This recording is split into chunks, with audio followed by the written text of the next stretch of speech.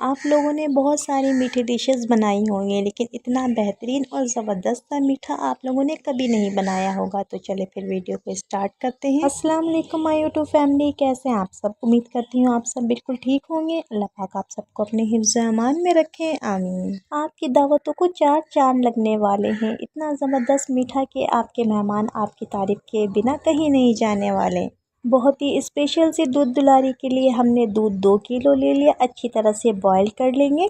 एक पतीले में हमने दूध को बॉईल होने के रख दिया। दूसरी तरफ एक बाउल में हमने एक प्याली दूध ले ली। उसमें 6 टेबल स्पून कस्टर्ड को अच्छी तरह से डिज़ोल्व करके एक तरफ रख देंगे। मेरे जितने भी बिगनर्स हैं उन सब के लिए एक टिप देती चलूँ, दूध को हमेशा रूम टेम्परेचर पर रखें और उसमें कस्टर्ड को डिज़ोल्व करें। कभी भी गर्म दूध में अगर आप लोग कस्टर्ड को डिज़ोल्व करेंगे तो इसमें गुठलियाँ सी बन जाएंगी। दूध अच्छी तरह से बॉयल हो चुका है। इसमें हमने एक प्याली चीनी ऐड कर दी। आप लोग चाहें तो अपने टेस्ट के मुताबिक ऐड कर लें।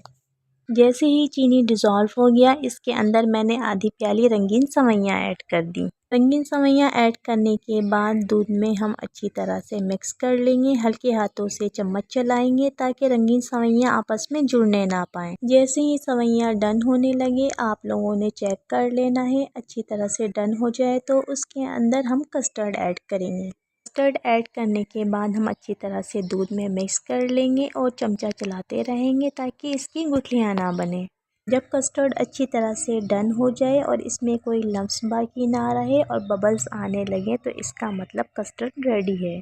कस्टर्ड थिक होने लगा है और इसके अंदर बबल्स आने लगे हैं। हमने कस्टर्ड को बहुत ज़्यादा थिक नहीं करना, बल्कि कुछ ही देर में फ्लेम ऑफ कर देंगे।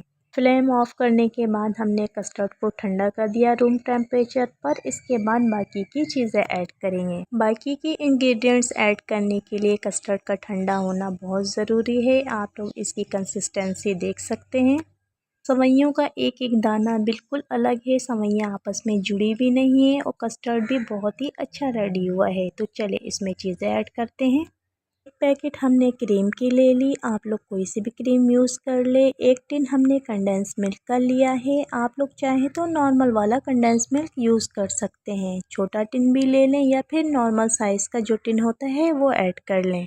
कंडेंस मिल्क और क्रीम ऐड करने के बाद हम तमाम चीज़ों को अच्छी तरह से मिक्स कर लेंगे। इस ज़बरदस्त सी रेसिपी को बनाने के लिए ज़रूरी है कि आप लोग वीडियो को फुल वॉच करें, बिल्कुल भी स्किप मत कीजिएगा। और अगर वीडियो अच्छी लग रही है तो प्लीज़ लाइक कर दीजिएगा।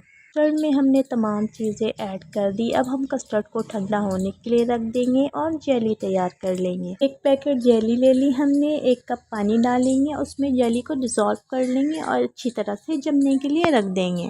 जेली बहुत अच्छी तरह से जम जाए तो उसके हम पीसेस कर लेंगे और इसको ठंडा कर लेंगे। ग्रीन जेली तो रेडी हो गई। अब हम रेड जेली यूज़ करेंगे। रेड जेली के लिए हमने 1 कप पानी ले लिया, पूरा पैकेट डाल दिया और इसको भी अच्छी तरह से जमा लेंगे। कलरफुल सा मीठा रेडी होगा। रेड जेली रख देंगे हम कस्टर्ड के ऊपर पीसेस करके और ग्रीन जेली भी डाल देंगे। जिस तरह से आप लोगों को अच्छा लगे उस तरह से जेली के पीसेस कर लें। जिस तरह से अच्छा लगे उस तरह से कट कर लें। मैंने गुलाब जामुन ले लिया छोटे वाले। आप लोगों के पास अगर रंगीन मिठाइयाँ हो तो आप लोग उससे भी सजा सकते हैं। इस तरह से सेंटर में रख लें। मैंने कस्टर्ड के सेंटर में गुलाब जामुन को इस तरह से सजा लिया। थोड़े से बादाम पड़े हुए थे, उसको मैंने कट करके ऐड कर दिया। इस बेहतरीन से मीठे को जब आप तैयार कर लेंगे तो आपके मुंह से माशाल्लाह ज़रूर निकलेगा। और अगर माशाल्लाह निकले तो मुझे रखिएगा दुआओं में याद। अगर चैनल पर नए हैं तो चैनल को सब्सक्राइब कर दीजिएगा। वीडियो पसंद आए तो वीडियो को लाइक कर दीजिएगा। फ्रेंड्स एंड फैमिली में शेयर करना मत भूलिएगा।